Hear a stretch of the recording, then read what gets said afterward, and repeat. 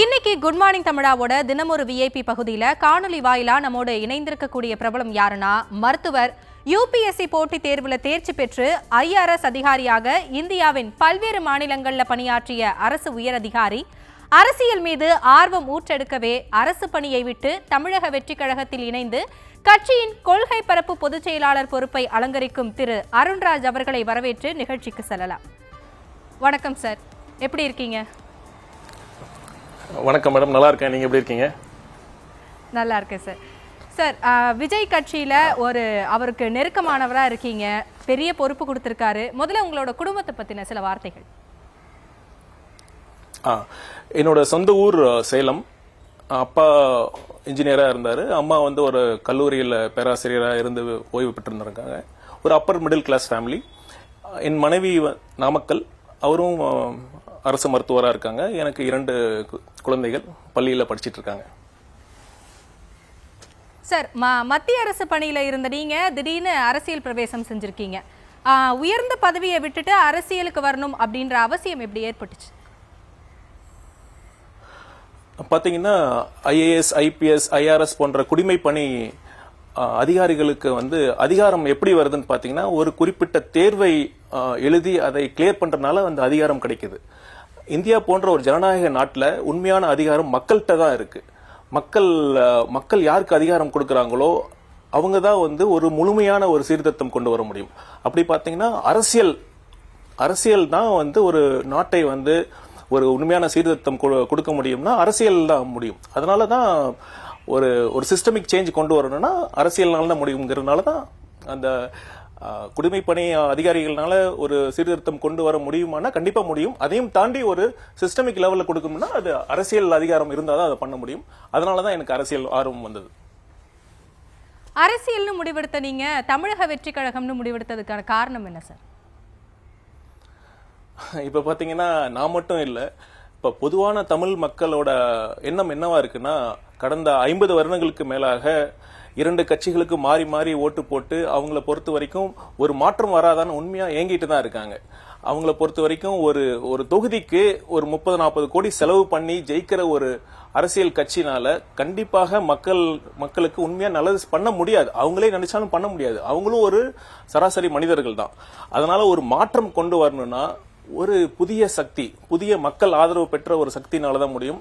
அது கண்டிப்பா என்னோட சாய்ஸ் மட்டும் இல்ல, மாற்றத்தை விரும்பும் பெரும்பான்மையான தமிழக மக்களோட ஆதரவு அவங்களோட சாய்ஸ் தமிழக வெற்றி கழகமா தான் இருக்கு. அதனால தமிழக வெற்றி கழகம் தான் என்னோட ஒரே சாய்ஸா இருந்தது. சார், தொடர்ந்து வருமான வரி விவகாரத்துல விஜய்க்கு நீங்க நேரடியாவே உதவுனதன் மூலமா தான் உங்களுக்கும் அவருக்கும் ஒரு நெருக்கம் ஏற்பட்டுச்சு அப்படின்னு சொல்றத நீங்க எப்படி பாக்குறீங்க? இன்னுமா சொல்றாங்க? அது நான் என்னோட முதல் நேர்காணலே அதை நான் தெளிவுபடுத்திட்டேன். இருந்தாலும் திரும்பவும் நீங்க கேட்டதுனால சொல்றேன். நான் அவர் சம்பந்தப்பட்ட வருமான வரித்துறை சர்ச் ஆக்ஷன்ஸ்ல நான் எந்த விதத்திலையும் நான் சம்மந்தப்படலை. அதையும் தாண்டி நான் அவருக்கு நேரடியாகவோ மறைமுகமாகவோ எந்தவித உதவியும் நான் செய்யவும் இல்லை, அதுக்கான தேவையும் ஏற்படலை. ஸோ அது இது உண்மைக்கு புறமான தகவல். தனக்கு கூடுற கூட்டத்தை வச்சு முதலமைச்சர் கனவு காண்றாரு விஜய். அந்த கனவுல மிதக்கிறாரு. கூடுற கூட்டம் வாக்குகளா மாறாது அப்படின்னு ஒரு விமர்சனம் தொடர்ந்து முன்வைக்கப்படுறத நீங்க எப்படி பாக்குறீங்க? இந்த கேள்வி சரி, ஆனா இது யார்கிட்ட கேட்கப்படணுங்கிறதா ஒரு சிறு தவறு நான் பாக்குறேன். இப்ப பாத்தீங்கன்னா மற்ற கட்சிகளுக்கு சேர்ற கூட்டமும் தமிழக வெற்றி கழகத்துக்கு சேர கூட்டமும் ஒரு அடிப்படையில ஒரு பெரிய வித்தியாசம் இருக்கு. மற்ற கட்சிகளுக்கு பணம் கொடுத்து மேற்படி சில விஷயங்கள் கொடுத்தாதான் அந்த மக்கள் கூடுறாங்க. ஆனா தமிழக வெற்றி கழகத்தை பொறுத்த வரைக்கும் மக்கள் தன்னெழுச்சியா வராங்க. அதுவும் பாத்தீங்கன்னா ஒரு ஈவினிங் ஒரு 4 மணிக்கு ஒரு கூட்டம்னா மக்கள் காலை முதலே வெயிட் பண்றாங்க. இது பாத்தீங்கன்னா அவ்வளவு ஆதரவு, தன்னெழுச்சியான ஆதரவு மற்றும் ஒரு அன்புனால வராங்க. அதனால இந்த கூட்டம் வர கூட்டம் மட்டும் இல்ல, வராத கூட்டமும் தமிழக வெற்றி கழகத்தான் ஆதரிப்பாங்க, அவங்களுக்கு தான் ஓட்டு போடுவாங்க. சார், தொடர்ந்து இப்போ ஆட்சி அதிகாரத்துக்கு குறைஞ்சது 40% வாக்குகளையாவது நெருங்கணும் அப்படின்ற பட்சத்துல எடுத்த எடுப்பிலேயே இது சாத்தியம்னு நினைக்கிறீங்களா? உங்களுக்கு 40 விழுக்காடு அவசியம்ங்கிற கண்டிப்பாக அது அவசியம் இல்லை. பாத்தீங்கன்னா 1977 எம்ஜிஆர் தலைமையில் அண்ணா அதிமுக ஆட்சி அமைத்த பொழுது அவங்க பெற்ற வாக்கு சதவீதம் பாத்தீங்கன்னா 33% தான். ஒரு மல்டி கார்னர் ஃபைட், அப்பொழுது வந்து ஒரு 4 கார்னர் ஃபைட் இருந்தது, 4 முனை போட்டி இருந்தது. அதே மாதிரி ஒரு சூழல் இப்ப பல முனை போட்டி இருக்கும் பொழுது 35% எடுத்தால் கூட ஒரு தனி பெரும்பான்மையோட ஆட்சி அமைக்க முடியும். அதை நோக்கி தான் தமிழக வெற்றி கழகம் பயணிக்குது. சார், விஜயோட வருகை ஆளும் கட்சியோட எதிர்ப்பு வாக்குகளை பிரிச்சு திமுகக்கு மீண்டும் ஒரு வாய்ப்பை ஏற்படுத்தி தரும் அப்படின்ற சொல்லப்படுறத நீங்க எப்படி பாக்குறீங்க? இது ஒரு ரொம்ப முக்கியமான கேள்வி. இதை வந்து நான் தெளிவுபடுத்த விரும்புறேன். இப்பொழுது எடுக்கப்படும் அனைத்து ஒரு கருத்து கணிப்புல வந்து பாத்தீங்கன்னா தமிழக வெற்றி கழகத்திற்கு குறைந்தது 25 விழுக்காடு ஆதரவு இருக்குன்னு சொல்றாங்க. இந்த 25 விழுக்காடு எங்கிருந்து வந்தது? நான் சொல்றேன், இது வந்து முக்கியமாக திமுகவோட ஓட்டு வங்கியிலிருந்து தான் வந்திருக்கு. போன தேர்தலில் 2021 திமுக கூட்டணி பெற்ற வாக்கு சதவீதம் பாத்தீங்கன்னா 45%. அதுக்கு யாரெல்லாம் ஓட்டு போட்டாங்க? கட்சி தொண்டர்களை தாண்டி பொதுமக்கள் நிறைய பேர் ஓட்டு போட்டாங்க. எங்க குடும்பத்தில் எங்க அம்மா கூட திமுக தான் ஓட்டு போட்டாங்க. ஆனா இந்த தேர்தலில் இவங்க அனைவரும் வந்து தமிழக வெற்றி கழகத்துக்கு ஓட்டு போட போறாங்க. அதனால வந்து இது அனைத்து கட்சிக்கும் பொருந்தும். நாங்க வந்து எந்த கட்சி எதிர்ப்பு ஓட்டு வங்கியும் வந்து நாங்க பிரிக்கல. எதிர்ப்பு ஓட்டு வங்கி எந்த ஆளும் கட்சி மற்றும் மற்ற கட்சியோட எதிர்ப்பு ஓட்டு தாண்டி அவங்களுக்கு கிடைத்த ஆதரவு ஓட்டு எங்களுக்கு தான் வரப்போகுது.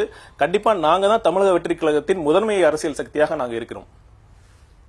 சார், தொடர்ந்து விஜயோட அரசியல் பிரவேசத்துக்கு பின்னாடி பாஜக தான் இருக்கு அப்படின்னு அவரோட பிரச்சாரங்களை முன் வச்சு எதிர்கட்சிகள் எல்லாருமே சொல்ற விஷயத்த நீங்க எப்படி பாக்குறீங்க?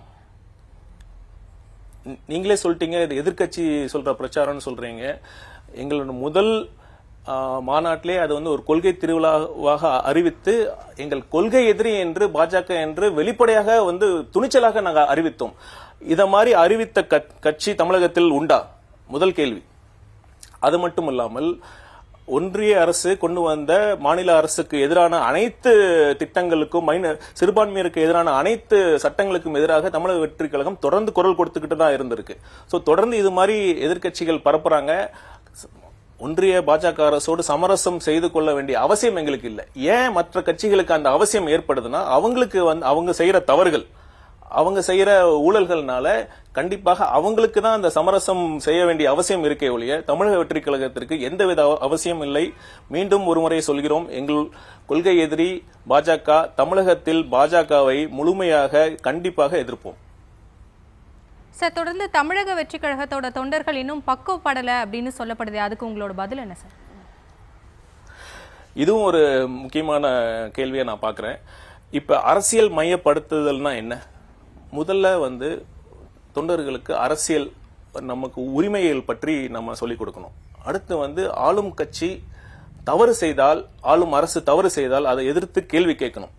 அடுத்து தேர்தல் நேரத்தில் வந்து நமக்கான சரியான வேட்பாளர்களை தேர்ந்தெடுக்கணும். அவங்க கொடுக்கிற பணம் இதை தாண்டி வந்து மக்கள் சிந்தித்து நம்ம எதிர்காலத்திற்கு நம் பிள்ளைகளின் எதிர்காலத்திற்காக நம் சுற்றுச்சூழலுக்கு பாதுகாக்கிறதுக்காக எந்த கட்சி இருக்கோ அந்த கட்சிக்கும் அந்த வேட்பாளருக்கும் தேர்ந்தெடுக்கணும். இதுதான் உண்மையான அரசியல் மையப்படுத்துதல்.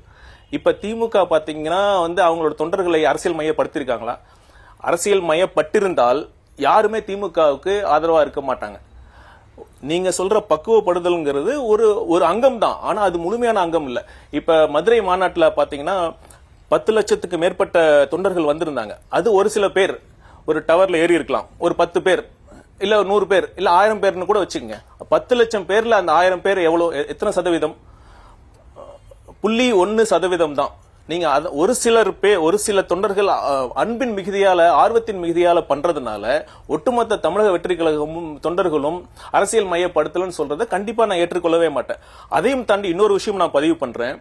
இப்ப திமுகவோட பொதுக்கூட்டத்துல பாத்தீங்கன்னா வந்து கட்டாயமாக கடைகள்ல போய் பிசினஸ் பண்றவங்க போய் வசூலிக்கிறதோ, அப்புறம் வந்து ஒரு கடையில பிரியாணி கடையில போய் உடைச்சி பிரியாணி சாப்பிட்டு காசு கொடுக்காம போறதோ, பெண் காவலர்களுக்கு தொந்தரவு கொடுக்கறதோ, அந்த மாதிரி அராஜகம் எங்கேயாச்சும் எந்த தமிழக வெற்றி கழகத்தின் தொண்டர்கள் பண்ணியிருக்காங்களா? ஆர்வத்தின் மிகுதியால சிறு வந்து உணர்ச்சியின் மிகுதியால பண்ணியிருக்காங்களே ஒழிய அதை வந்து நான் பெருசா பார்க்கல. பட் ஆனா நீங்க ஒரு விஷயம் வந்து இந்த அரசியல் மையப்படுத்துதல்ங்கிறது ஒரு கண்டினியூஸ் ப்ராசஸ். இன்னும் வந்து நாங்க வந்து இன்னும் ஒரு செழுமைப்படுத்த முடியுமா, இன்னும் பலப்படுத்த முடியுமா? கண்டிப்பாக பண்ண முடியும். அதை நோக்கி எங்கள் பயணம் இருக்கும். நிச்சயமா சார். நன்றி சார். இணைப்பில் இந்த தருணத்தில் எங்களுடைய கேள்விகளுக்கு பதிலளித்தமைக்கு நன்றி. உங்களுடைய சேவைகளும் சாதனைகளும் தொடர நியூஸ் தமிழ் சார்பா வாழ்த்துக்கள். மிக்க நன்றி.